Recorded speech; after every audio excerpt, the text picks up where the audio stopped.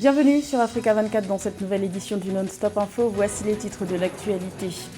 Reprise de la coopération militaire entre le Mali et la France, près d'un mois après avoir suspendu cette entente pour marquer sa colère contre les putschistes. La France revient sur sa décision, le décryptage dans cette édition.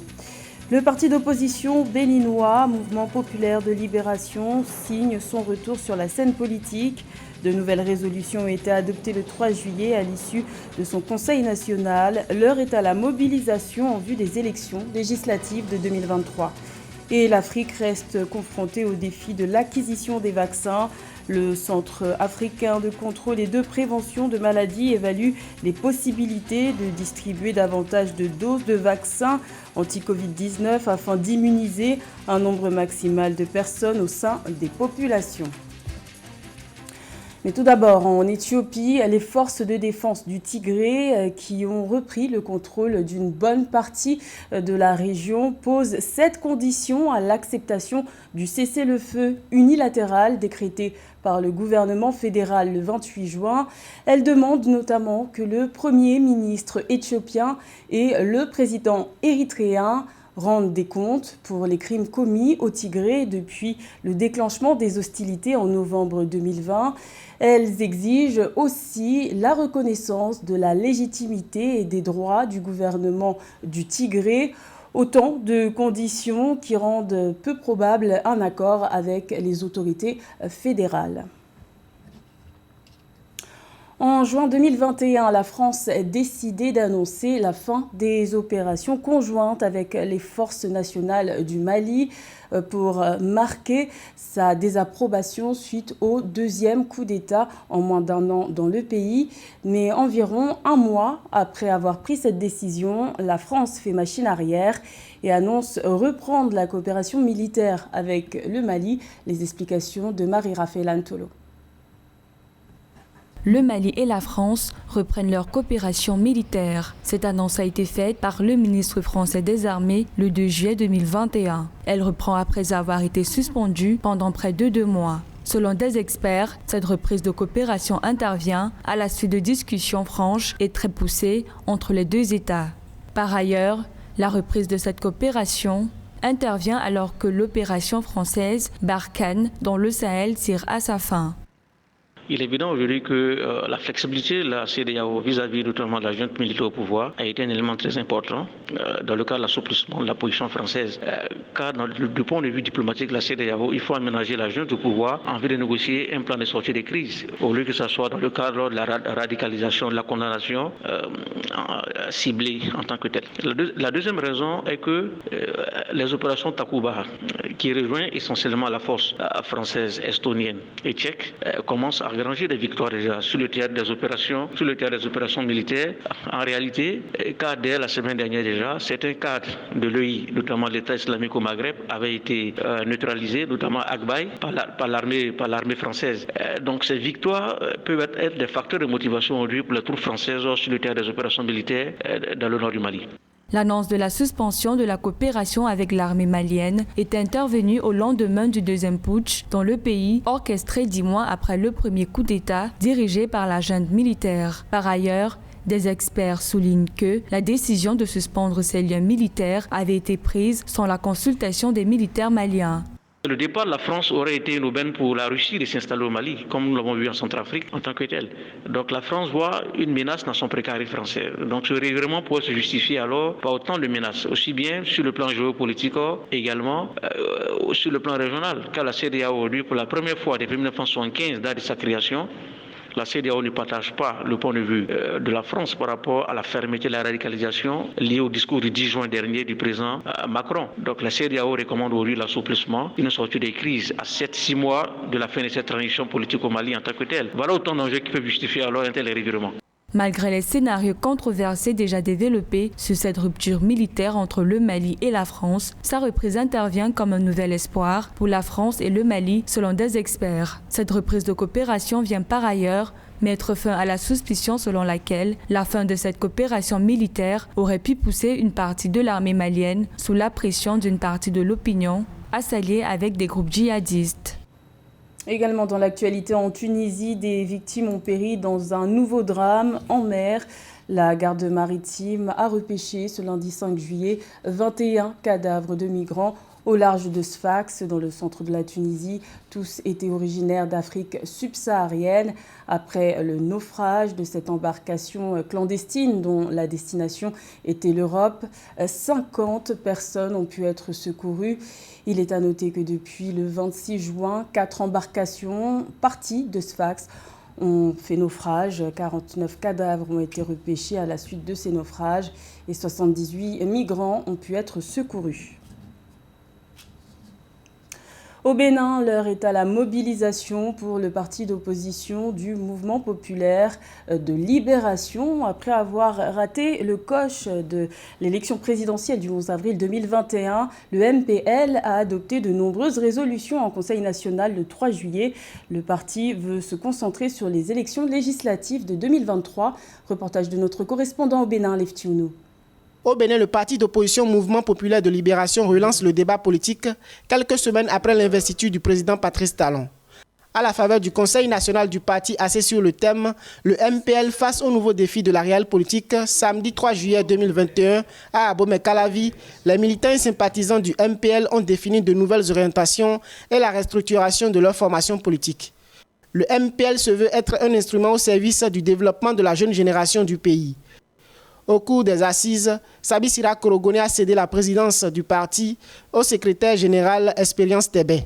Ça n'a pas été facile de conduire le mouvement là où nous sommes aujourd'hui. Chaque fois qu'il y a eu des moments critiques, des moments difficiles, nous montrons le chemin à prendre pour avancer. À première vue, peut-être parce que nous sommes relativement les plus jeunes, on n'est pas souvent suivis. Mais cette fois-ci, nous allons marteler ce que nous venons de dire, nous venons de faire ici. La voie à suivre pour que notre démocratie redore son blason. La voie à suivre pour que les opprimés puissent retrouver la liberté. La voie à suivre pour que demain soit meilleur. Le MPL appelle à l'union des forces politiques de l'opposition pour la restauration de la démocratie. Prenant acte des réformes politiques en vigueur, Expérience Tébé et ses pairs entendent relever plusieurs défis, dont engranger le processus de leur participation aux élections législatives de 2023. Il n'y a pas ici d'anciens députés. Au MPL, il n'y a pas d'anciens maires. Au MPL, il n'y a pas d'anciens ministres. Au MPL, il n'y a pas d'anciens présidents. Mais au MPL, il y a de futurs députés en 2023. Voyez-vous dans quelle précarité nous vivons aujourd'hui? Qui est heureux ici? Il y a des gens qui sont heureux ici? Je ne crois pas. Mais nous devons rester debout et mener la lutte pour notre plein épanouissement. A noter qu'une quinzaine de partis politiques détiennent une existence juridique et légale au Bénin suite à la réforme du système partisan adoptée en septembre 2018. Le chef de file de l'opposition a été désigné par décret en mai 2021. Suite aux violences préélectorales de la présidentielle d'avril 2021, plusieurs leaders politiques de l'opposition et activistes ont été incarcérés depuis plus de 3 mois dans des maisons d'arrêt du pays. Certains sont en attente de leur procès prévu pour juillet 2021. Le 10e congrès de l'Ordre national des experts comptables du Cameroun se prépare. Cette rencontre débutera le 15 juillet à Eboloa, dans le sud du pays. Le but, assurer une décentralisation avec une transparence dans la gouvernance et dans la gestion des finances publiques. Plus de détails avec Thierry Ndassa. Au Cameroun, l'ONECA, l'Ordre national des experts comptables, entend apporter sa contribution au bon fonctionnement de la décentralisation, désormais en vigueur dans le pays.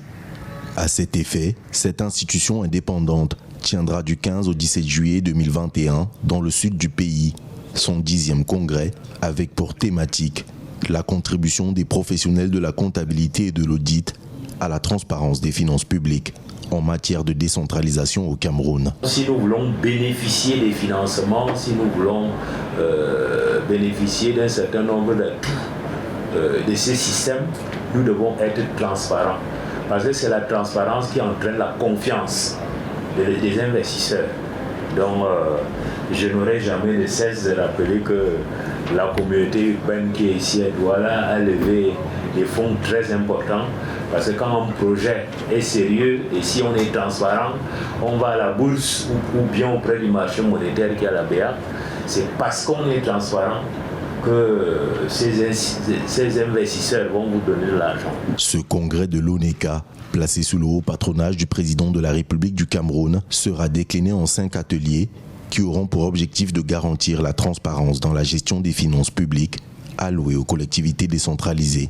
Le premier, cartographie des acteurs clés de la transparence et les insuffisances éventuelles. Le deuxième, cibler tous les instruments juridiques de référence au processus de décentralisation pour une meilleure utilisation de la loi cadre. Le troisième, identifier d'autres référentiels professionnels internationaux pour la qualité du processus. Le quatrième, renforcer la redevabilité traditionnelle par les nouvelles approches permettant une meilleure transparence inclusive à tous les citoyens. Cinquième et dernier, tirer une meilleure conclusion sur le sujet en rendant disponible une documentation utile. L'Ordre national des experts comptables du Cameroun bénéficie d'une solide représentation au sein des comités nationaux, régionaux et internationaux, à l'instar de l'IFAC, la Fédération internationale des comptables, pour une régulation aux standards internationaux. L'Afrique est à ce jour le continent qui enregistre le plus faible taux de vaccination.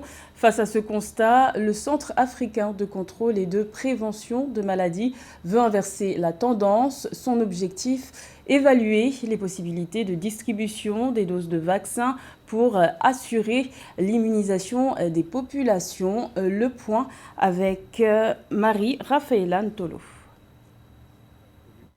Le Centre africain de contrôle et de prévention de maladies, Africa CDC, fait état d'un total de 52 millions de tests Covid-19 déjà effectués sur tout le continent, et ce, malgré l'insuffisance de ressources financières pour approvisionner le continent tout entier. Toutefois, des équipes ont été mises au point afin d'assurer le renforcement des capacités des personnels de santé sur la vaccination Covid-19. Le continent enregistre par ailleurs 700 vaccinateurs formés à ce jour.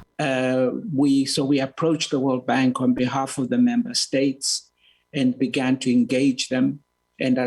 Afin de trouver le financement nécessaire pour s'approvisionner en vaccins, nous nous sommes rapprochés de la Banque mondiale au nom des États membres et nous les avons amenés à s'intéresser à notre projet, ce qui a d'ailleurs été un succès. Cependant, ce qui a été moins réussi était l'indisponibilité des vaccins. La somme d'argent que possède un pays importe peu, car il ne peut s'approvisionner en vaccins. Il est clair qu'il n'y avait pas de vaccin pour 2021. Ainsi, la plus grande opportunité que nous avons est celle de profiter des usines que nous possédons pour produire des vaccins. D'après des analystes, l'achat global des vaccins est centré sur les offres des fournisseurs indiens qui se font un fort pourcentage dans le marché de l'offre du vaccin. Selon des experts, cette situation décourage les investisseurs africains qui souhaitent financer la construction des institutions spécialisées dans les domaines sanitaires et notamment dans la production de vaccins. I'm just here to give you the facts. We have struggled to get vaccines. Je suis ici pour donner les faits. Nous nous sommes débattus pour avoir des vaccins parce que nous n'avions pas nos propres moyens de production. Les pays avec les moyens de production de vaccins ont émis des barrières. Ils veulent d'abord des vaccins pour leur propre population. D'après un envoyé spécial de l'Union africaine, l'Afrique ne parviendra à efficacement combattre le virus de la COVID-19 que si elle parvient à faire vacciner 60% de sa population. Environ 400 millions de doses ont à ce jour déjà été achetées. L'artisanat de production de mobilier de luxe est un secteur en plein essor au Bénin. C'est justement dans ce pays de 12 millions d'habitants que Frédéric Zossou, matelassier de formation, a décidé de lancer Truc de Luxe, une entreprise qui assure la promotion de meubles haut de gamme fabriqués localement grâce à la mécanisation. Reportage de notre correspondant Leftiounou. Frédéric Zossou, matelassier de formation, œuvre depuis 2018 pour le développement de l'artisanat. Il a décidé de s'investir dans la fabrication de meubles fabriqués au Bénin intitulés Trucs de Luxe. Il associe des artisans de différents corps de métier en quête d'emploi à la chaîne de production des meubles locaux. Son atelier de fabrication SIS à Godomé dans la commune d'Abomey-Calavi constitue un incubateur de renforcement de capacités de jeunes artisans. À travers son programme de formation assimilé, il forme et emploie les jeunes passionnés de l'artisanat. Ce ne sont pas seulement mes employés, je les ai pris comme des amis et sur des salons, je essaie de les expliquer comment on peut grandir ensemble parce que vu comme moi, eux aussi ils n'avaient pas beaucoup d'emplois, ils disaient ah les gens payent des salons importés, les gens, je les ai appelés ah venez, ensemble on peut faire sortir quelque chose d'extraordinaire. Le marché de la vente des meubles semble être caractérisé par une forte demande de conception des meubles personnalisés et exposés. Cependant, Frédéric Zossou s'est fait entourer d'une équipe dynamique en vue de satisfaire sa clientèle. Frédéric Zossou envisage d'aller à l'industrialisation de son atelier. À l'étape de la mécanisation de son unité de fabrication, il constitue un modèle de réussite pour de nombreux jeunes. C'est dans ces travaux, je l'ai vu, je l'ai visité, je suis venu ici, j'ai vu que vraiment ce qu'il est en train de faire, c'est du boom. Ça sort de l'ordinaire parce que c'est un jeune qui embauche beaucoup de jeunes. Donc je me suis approché de lui, je me suis dit, ah, et il faut que, comme moi-même je suis dans le bois, est-ce que je peux te livrer du bois? Il a dit oui, tiens, que ce serait très bien. C'est de là que j'ai commencé par lui livrer du bois, un produit mi-fini. Moi-même, j'ai embauché pas mal de jeunes qui travaillent aussi avec moi. Frédéric Zossou emploie une cinquantaine de jeunes artisans dans le cadre de ses activités. Il ambitionne de vulgariser sa connaissance au Bénin et dans la sous-région afin de contribuer au développement de l'artisanat. C'était le journal de la rédaction. Merci de l'avoir suivi. L'information continue sur Africa 24.